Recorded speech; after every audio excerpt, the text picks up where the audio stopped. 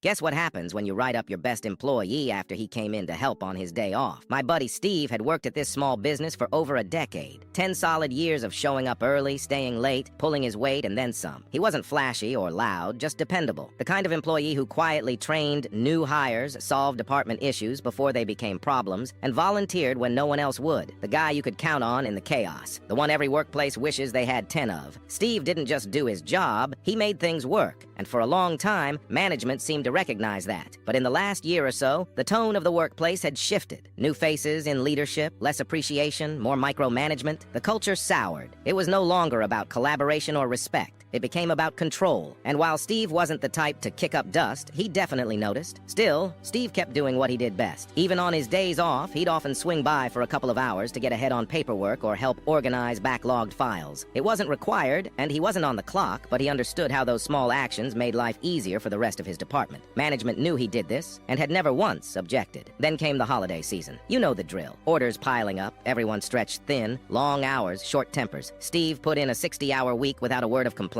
He had 2 days off coming. He could have spent them on the couch, but instead, he drove back in on day 2 to help clean up the mess everyone else was too buried to handle. It was mid-afternoon, and Steve was wrapping up when his manager stormed over and barked at him to stop screwing around and get back on the floor. Steve calmly reminded him he wasn't on the clock, just lending a hand, and that he'd be out of there in 5 minutes. But the manager wasn't hearing it. "Get your ass back out there," he snapped. Steve didn't flinch. "Not happening. I'm going home." The next morning, Steve was called into the office, scolded like a teenager, and handed a write-up for insubordination. Management expected him to take it. Maybe they thought he needed the job too much. Maybe they just forgot who they were dealing with, because Steve, he was done. He took the write-up without a word, signed it, and handed the paper back along with a sealed envelope. "What's this?" his manager asked. Steve smiled. "My 2 weeks' notice." It was like watching a light switch flip. Suddenly, the manager was backpedaling, trying to soften his tone. He asked Steve to stick it out through the holidays, said it had all been a misunderstanding. He even dangled a raise. Then the department head came in. More apologies, bigger offers, a fresh title, whatever it would take to keep Steve on the floor. But it was too late. Steve didn't raise his voice. He didn't need to. He just said no. Because here's what they didn't consider. Steve didn't need them. He was financially solid. His wife made great money, and his industry was in high demand. He was also days away from becoming a first-time dad. The timing couldn't have been more perfect.